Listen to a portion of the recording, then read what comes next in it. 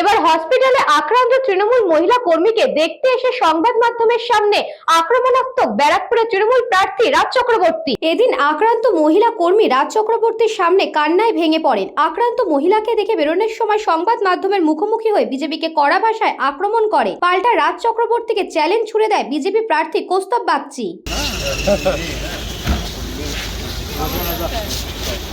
এটা আমার বাবা মাঠে যখন হয়ে গেছে, যখন ওর পরে আধ ঘন্টা পর বাড়িতে এসেছে ওদেরই আত্মীয়। আকাশ ওরা কি করে? পাশে বাড়ি করে বলে ওদের আক্রোশ আছে। তারপর স্বাগত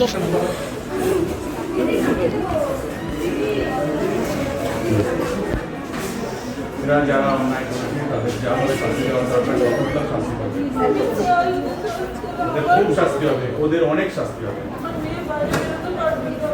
কিচ্ছু চিন্তা করবে না, ওদের কত বড় ক্ষমতা পাই। আমরা প্রশাসনের সঙ্গে কথা বলছি, প্রশাসনিকভাবে দেখুন কি করতে পারি।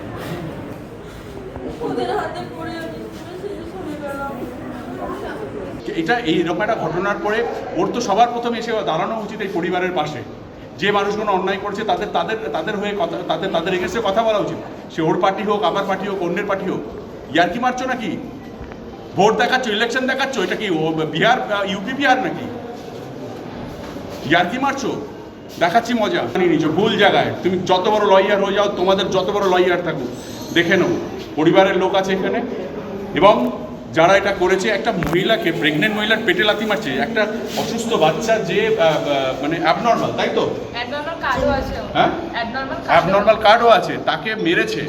ঠিক আছে, মেরেছে তাদের যা সমস্যা হতে পারে, কিন্তু তারপরে একজন কী করে একজন বিজেপি প্রার্থী এই কথাটা বলতে পারে যে তার পাশে এসে না দাঁড়িয়ে, তার সঙ্গে কথা না বলে, তাদের কথা না শুনে ইয়ার কি মারছো তুমি? মহিলাদেরকে অসম্মান করা। কৌস্তব বাগচি এর আগে আমাদের মাননীয় মুখ্যমন্ত্রীকে অপমান করেছে ডাইরেক্টলি, অসভ্য কথা বলেছেন, বাজে কথা বলেছেন। আমার মনে হয় যে কোনো বাংলার মানুষ, বাংলার কেউ, যতই আমরা শত্রু থাকি, একজন মহিলার সম্পর্কে কথা বলতে গেলে আমরা 10 বার ভেবে চিন্তে কথা বলি। সে আমার শত্রু হতে পারে, সে আমার বিরোধী হতে পারে, সে আমার মা হতে পারে, সে যে কেউ হতে পারে। যদি এইটুকুনি সম্মান বা এইটুকুনি জিনিস, সভ্যতা বোধ যদি না থাকে, তার সমাজে কোথাও দাঁড়ানো উচিত না। আমি বুঝে নেবো না, চিন্তা করো না, আমি বলে দিলাম মারছি। চল দেখছি তোর বাড়ি কথা বলে শুনেছিস, তুলেছিস এই কথাগুলো বলেছো? টোন টিটকারি কাটতো, কিচ্ছু বলতাম না আমি। তুই চিন্তা করছিস ওদের কি করতে হয়, আমি বলছি না।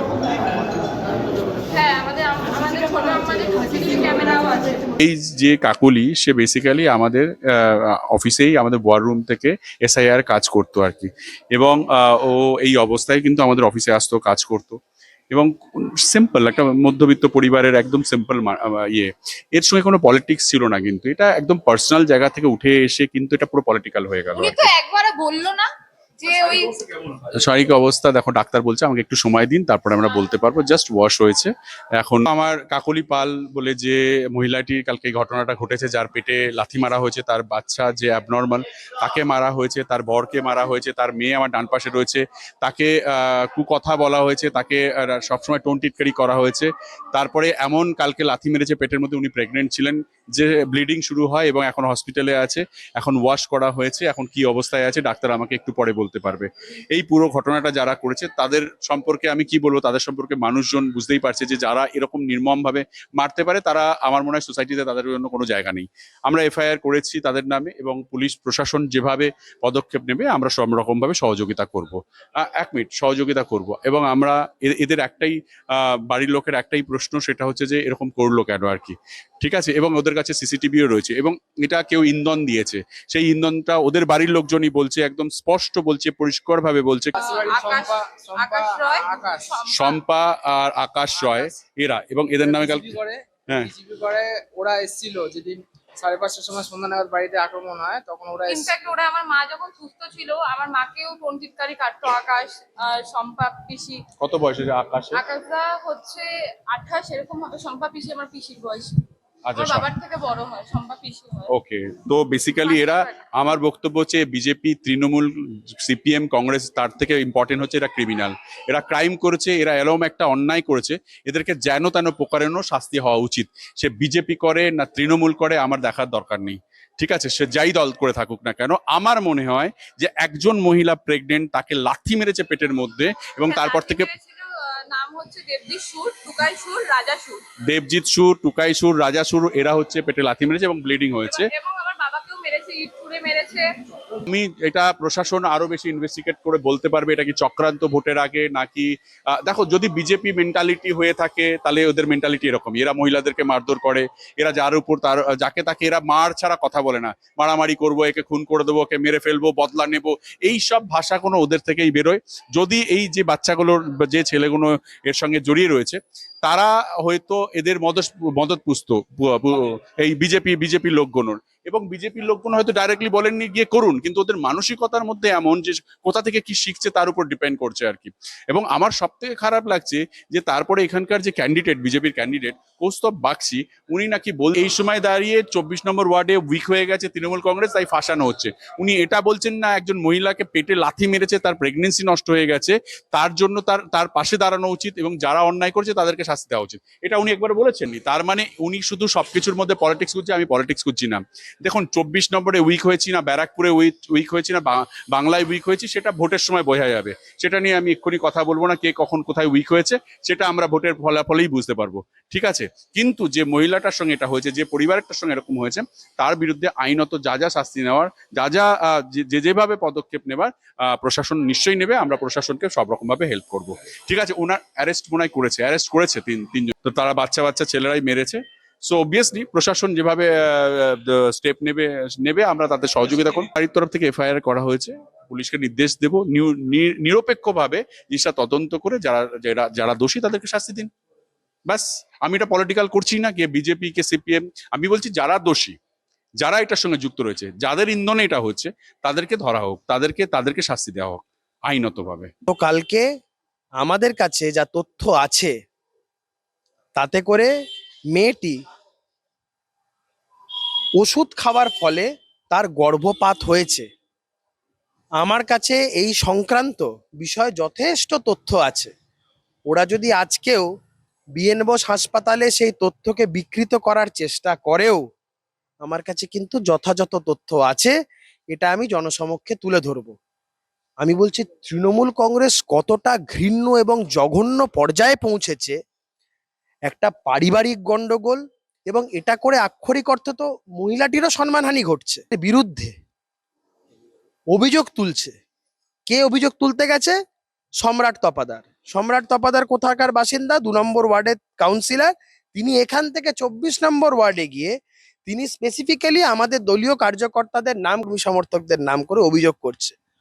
অথচ পুলিশের সামনে বাড়ির লোকেরা তাদের সম্পর্কে কোনো অভিযোগই করেনি, বলেছে না এরা ছিল, বলছি তো। এবং প্রথমার্ধে তারা কিচ্ছু করেনি, পরবর্তীকালে তৃণমূলদের দলের নেতাদের চাপে পড়ে তাদের এই অভিযোগগুলো করতে হচ্ছে। চক্রবর্তীকে 4ঠা মেয়ের পর বাড়িতে ডেকে পেট ভরে মাংস ভাত খাওয়াবো, মিষ্টি খাওয়াবো, তখন বলবো 2 চোখ ভরে দেখে নিন, যতক্ষণ ইচ্ছা দেখে নিন, আমার কোনো অসুবিধা নেই তাতে। কিন্তু রাজ চক্রবর্তী, আমি আপনাকে আগেও বলেছি, আপনাদের এখনো বলছি, 50,000 ভোটে ব্যারাকপুর থেকে হারাবো রাজ চক্রবর্তীকে। কোনো আক্রান্ত মানুষ, যে কোনো বিপদে থাকা মানুষ, সবার পাশে আমরা সব সময় আছি। কিন্তু আমাদের কোথাও গণ্ডিটা বোঝা উচিত, যে কোথায় কখন যাওয়া উচিত।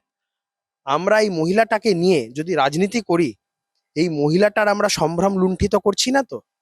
আমরা এই মহিলাটার ব্যক্তিগতভাবে তার চরিত্র হনন করছি না তো? তাকে সমাজের কাছে আরো বেশি করে এক্সপোজ করে দিচ্ছি না তো? রাজ চক্রবর্তী একজন মহিলার পাশে দাঁড়াতে গিয়ে আক্ষরিক অর্থে তাকে কতটা এক্সপোজ করলেন, এই বিষয়টা আমাদের কাছে খুব পীড়াদায়ক। কাছে যা তথ্য, যে কারণে গর্ভপাত হয়েছে, এটাকে নিয়ে যদি বেশি রাজনীতিকরণ হয়, এটা কিন্তু মহিলাটির সম্ভ্রম, তার ব্যক্তিগত জীবন, এগুলো নিয়ে টানাটানি হবে। এগুলো নিয়ে প্রয়োজন নেই, সব জায়গায় রাজনীতি করতে হবে না। আমি হসপিটালে গিয়ে কারোর পাশে থাকলাম কি কারোর বাড়িতে গিয়ে পাশে থাকলাম, এটা বোঝায় না যে আমি কার পাশে আছি কি কার পাশে নেই। আমি রাজ চক্রবর্তী নই যে 5 বছর আগে জিতে গিয়ে চলে গেছিলাম, মাঝে মাঝে শুধু ব্যারাকপুরে আসবো আর জুট মিলের এই প্রাঙ্গণগুলোকে ব্যবহার করব শুধু শুটিং এর সেটের জন্য, আর ভ্যানিটি ব্যান্ড রাখার জন্য বিনা পয়সার গ্যারেজ খুঁজে বেড়াবো, এটার জন্য ব্যারাকপুর নয়। আমি ব্যারাকপুরের ছেলে, আমার ব্যারাকপুরে বাড়ি, আমি ব্যারাকপুরের অলিতে গলিতে ঘুরে বেড়াই, ব্যারাকপুরের প্রতিটা মানুষ আমাকে চেনে, আমাকে কানেক্ট করতে পারে।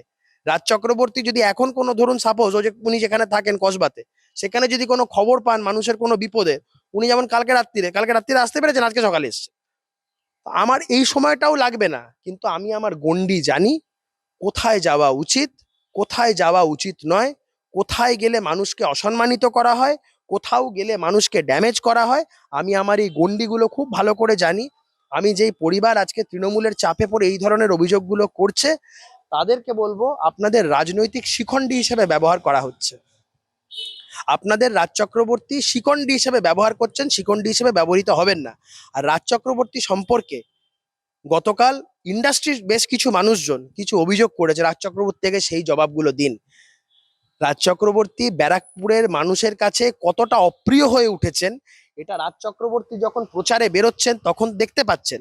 সাথে সাথে রাজ চক্রবর্তী তৃণমূল দলের মধ্যে, দলীয় নেতৃত্ব বা কর্মী সমর্থকদের মধ্যে কতটা অপ্রিয় হয়ে উঠেছেন, এটা তিনিও বুঝতে পারছেন। কর্মী সমর্থকরা তার হয়ে দেওয়াল লিখন পোস্টার মারতে বেরোচ্ছে না, লোককে ভাড়া করে পয়সা দিয়ে শাসক দল, অথচ ভাড়া করে লোককে পয়সা দিয়ে দেওয়াল চুন করিয়ে রং করিয়ে লেখাতে হচ্ছে, পোস্টার মারাতে হচ্ছে, দলের কর্মী সমর্থকরা তার পাশে নেই। আমি শুধু একটা কথাই বলছি যে ব্যারাকপুরে কি তৃণমূল কংগ্রেসের কোনো নেতারা ছিল না, যারা শাসক দলটা, যারা তৃণমূল দলটা একদম জন্মলগ্ন থেকে করেছে? তারা ঠিক করুক, ভুল করুক, চুরি করুক, দুর্নীতি করুক, যাই করুক না কেন, তারা তো দীর্ঘদিন দল করেছে। রাজ চক্রবর্তীর পাশে কি তারাও আছে? কৃষ্ণাপালিতের report, news Banga time. St. Augustine's Day School, Barrackpur. Success for every child. Admission open 2026 to 2027. Contact number 9007934555. JM jewellers Ichhapur Anandamath. আমাদের মেকিং চার্জ 3%। আমাদের লাইভ দেখুন JM জুয়েলার্স ফেসবুক পেজে প্রতিদিন রাত 7:35 আমাদের ভিডিও শেয়ার করলে পেয়ে যাবেন সোনার নাকছাবি একদম ফ্রিতে। ঠিকানা ইছাপুর আনন্দমঠ, উত্তর 24 পরগনা। যোগাযোগ 7439131404। আমাদের অনলাইন ডেলিভারির ব্যবস্থা আছে।